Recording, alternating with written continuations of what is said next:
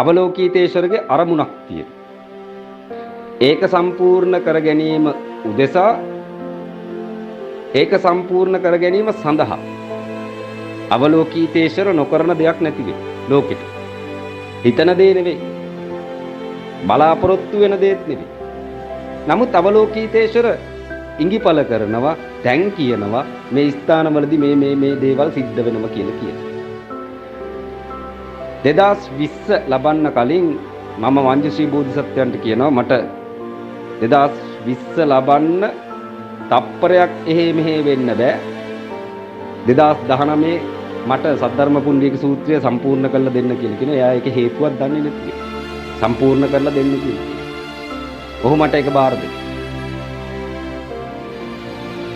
සම්පූර්ණ කරගෙන අතේ තියාගෙන ජයග්‍රාහී පුද්ගලෙක් ආකාරයට වැඩවතුන.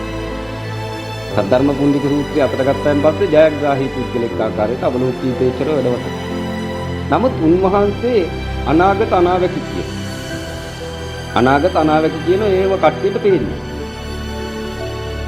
අවලෝකීතේශ්වර කියනවා 2024 මැතිවරණේ 103 180 වෙනවා කියලා. එහෙම කවදාවත් වෙන්නේ නැහැ. කීකේ හිටපු කට්ටිය ඔන්න දැන් කියනවා 180 නෙවෙයි 100ම කරගත්තා නම් හරියි කියලා. කවදාවත් වෙන්නේ නැහැ කියපු කට්ටිය 180 නෙවෙයි 100ම කරගත්තා නම් හරියි කියලා.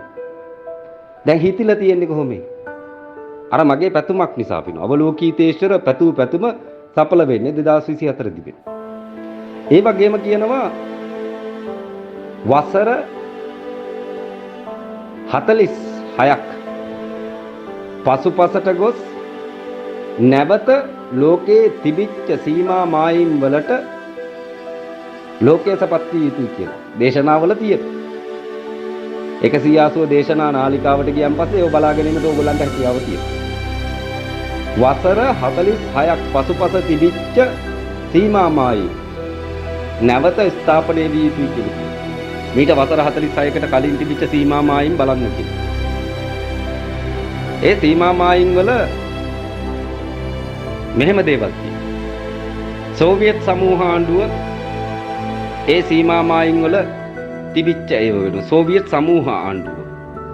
දැන් ඒක තරන්න උත්සාහ කරනව පේනවද කියලා අහනවා. යුක්‍රේනය, පෝලන්තය, ඔය යුරෝපා රටවල් 50ක් විතර සෝවියට් සමූහ ආණ්ඩුවට අයිතිව පැවතිච්ච රටවල් නේ. අන්න ඒක නිර්මාණය වෙන්න ලෑස්තිව පේනවද කියලා. මීට වසර 46කට පෙර තිබිච්ච සීමා මායිම් නැවත ස්ථාපනය වෙන්න ලෑස්ති වෙනවා කියලා මම කියනවා. ඕගොල්ලන්ට ඒක ඒ වෙලාවේ කියන වෙලාවේ තේරෙන්නේ නැති. නමුත් දැන් නිකන් පේනවා වගේ එකක් තියෙනවා. යුද්ධය යුක්‍රේනයෙන් අතර නොවි ඉස්සරහට යන්න තියෙන එකක් මිසක්ක ආපස්සට කකුල ගන්න ලෑස්ති වෙන්නේ නැති වෙයි. ඒ කියන්නේ පෙර සීමා මායිම් වලට යන්න ලෑස්ති වෙනවයි කියපක හරියි. ඒ වගේම එක්සත් ජාතීන්ගේ සංවිධානයේ ඊශ්‍රායලයට නැවත යුදෙව්වාගේ භූමිය බාර දෙන්න. යුදෙව්වන්ගේ භූමිය බාර දෙන්න. නමුත් දෙවියන් වහන්සේ කියලා තියෙන්නේ යොහේවා කියලා තියෙන්නේ මේ යුදෙව්වෝ කියන ජාතියට සින්නක්කර භූමි දෙන්න එපාය මේ මහ පොළොව තුල කියලා තියෙනවා.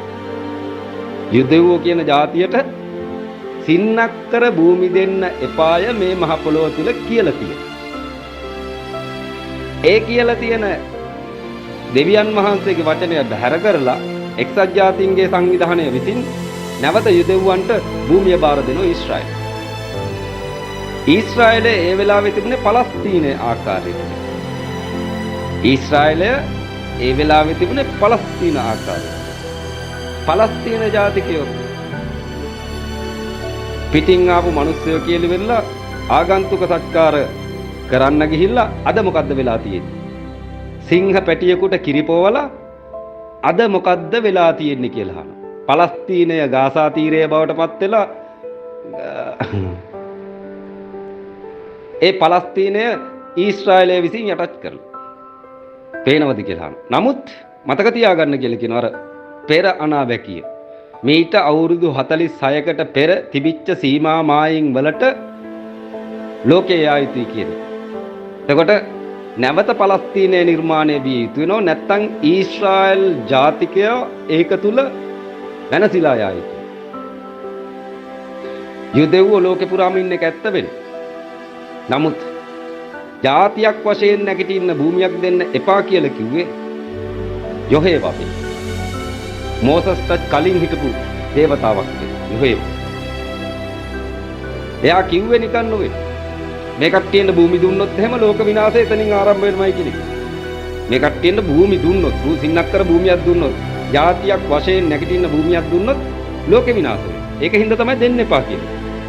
ඊට පස්සේ ඔය ඒ වචනේ පිළිගත්ත පාරාවෝ රජවරු මේ යුදෙව් ජාතිකය වහලුන් බවට පත් කරගෙන යුදෙව් ජාතිකය වහලුන් බවට පත් කරගෙන ඊජිප්තුව ගොඩ නැගුවේ.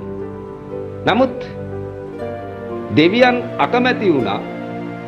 දෙවියන් වහන්සේ අකමැති වුණා මේ තරම් පීඩාවක් දෙන්න කියලා නෙවෙයි කිව්වේ. භූමි දෙන්න එපා කියලා විතරයි කිව්වේ. බලාගෙන ගියන් පස්සේ පාරාවෝ රජවරු භූමි දෙන්න එපා කිව්ව ජාතියට හොඳටම දඬුවම් කර කර වැඩ ගත්තා. එහෙමත් කරන්න එපා. යුදෙව්ව සිටිය යුතු භූමි විතරක් දෙන්නේ නැතුව සිටිය යුතුයි. ජාතියක් වශයෙන් නැගිටින්න භූමියක් දෙන්න එපා. එච්චරයි කිව්වේ. ඒ තරම් දරුණු ජාතියක් යුදෙව්ව කියන්නේ. මෙන්න මේ යුදෙව්ව දෙවන ලෝක සංග්‍රාමය තුල දෙවන ලෝක යුද්ධය තුල අර යොහේවා කියපු වචනය පිළි අරගෙන හිට්ලර් යුදෙව්ව සමූල ඝාතනය කරා වෙනවා. ලක්ෂ 10ක් මරුවෝ. මහ වදකාගාරත් එක්ක ලක්ෂ 10ක් මරුවෝ. ඊට පස්සේ ජාත්‍යන්තර නීතිවලට පටහැනිය ඒක මහා සාපරාධී ක්‍රියාවක්ය. ওই වැඩේ නතර කරන්න කියලා හිට්ලර්ට ජර්මනියේ ඉන්න වැසියොම කිව්වේ. ජර්මනියේ ඉන්න වැසියොම කිව්වේ නෝ ඔය වැඩේ වැරදි වැඩක් ඔක් මහා සාපකාරී දෙයක්. යුදෙව්වන්ට භූමි දෙන්න එපා කියලා අපි අහලා තියෙන ගැත්ත වෙනවා. කොහොම වද දීලා මරන්නේ කියලා දෙවියන් වහන්සේ කියලා තියෙනවා නම් දෙයියොත් මහා කියලා කිව්වෝ. ඊට පස්සේ හිට්ලර් මෙහෙම තීරණයක් ගත්තා. හරි. මම යුදෙව්වෝ ටිකක් ඉතුරු කරන්නම්. මං ඒ ඉතුරු කරපු යුදෙව්වෝන්ගේ විස්තර බලන්න නොඉඳින්නම්. වෙන්නේ මොකද්ද කියලා බලාගන්න කියලා හිට්ලර් ඔළුවට වෙඩි තියාගෙන පිට වුණා. හිට්ලර් ඔළුවට වෙඩි තියාගෙන පිට වුණා. අද යුදෙව්වා මොකද්ද කරන්න කියලා. අද යුදෙව්වා මොකද්ද කරන්නේ? හිට්ලර් භූමි දුන්නේ නැති එක ඇත්ත වෙනවා. නමුත් එක්සත් ජාතීන්ගේ සංවිධානය විසින් පලස්තීනයට ඇතුල් වෙන්න අවසර දුන්න වෙනවා යුදෙව්වට.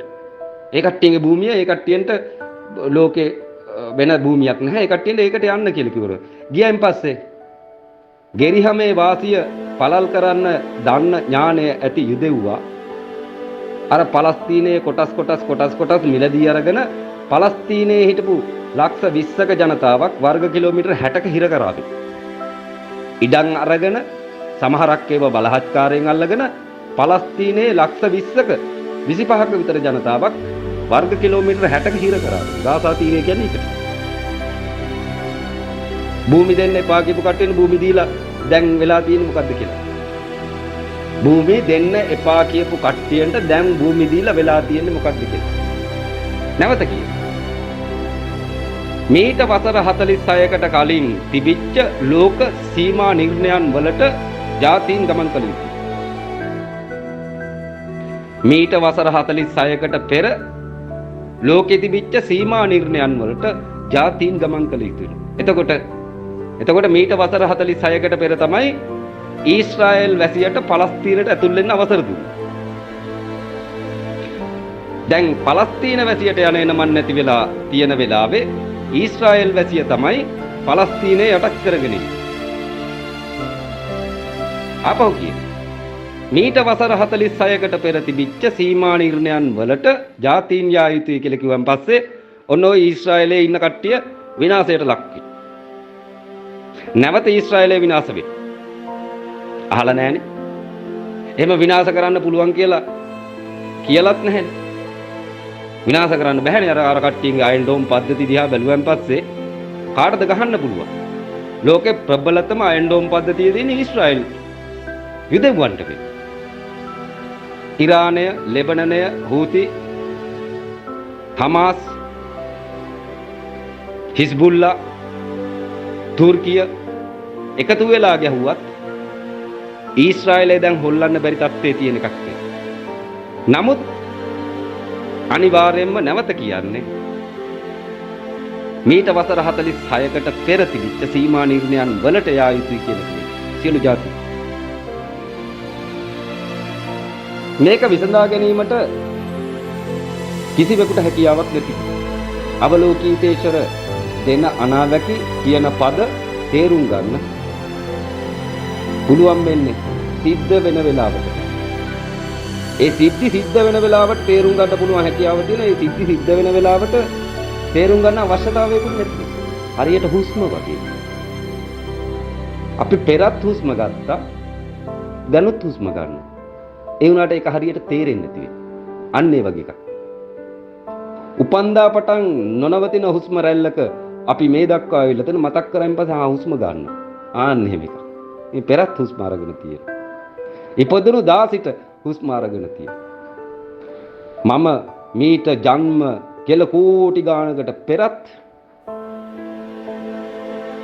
හුස්ම ගතපු කෙනෙක් මේ කතා කරන වෙලාව තුල ඉන්න තැන හිඳගෙන හුස්ම ගතපු කෙනෙක් නේ. ඒ හුස්ම මතක් වෙලා මම මේ කතා කරන්නේ.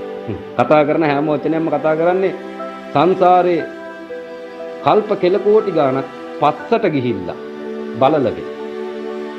සත වර්ෂ ගානක් පස්සට බලන්න පුළුවන් හැකියාව තියෙනවා. මොකක්ද ඒ ඉස්සරහට වෙන්නේ කියලා දැනගන්න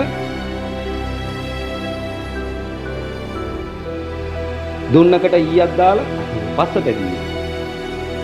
මොකක්ද ඒ ඉස්සරහට වෙන්නේ කියලා දැනගන්න දුන්නට ඊය දාලා පස්සට ඇදී. පස්සට අදිනකොට පේන කොච්චර දුර යනවද කොතනද වදින්නේ කියලා පේන. කට්ටේ හොයන්නේ ඉලක්කය. ඉලක්කයක ඉලක්කය තියෙන. නමුත් මේ ඉලක්කය කොහාට අල්ලයිද කොතෙන්ට වදීද ඒක කට්ටිය දන්නේ නැති. ඉලක්කය තියෙන්නේ දුනුදිය අදින තනත්තාගේ අතේ. සර්වඥවරු දුනුදිය පස්සට අදින මිසක්ක හිය මුදා හරින්න තියෙනවා. හිය මුදා හරිනවා නම් මුදා හරින්නේ බැරිම තැනක.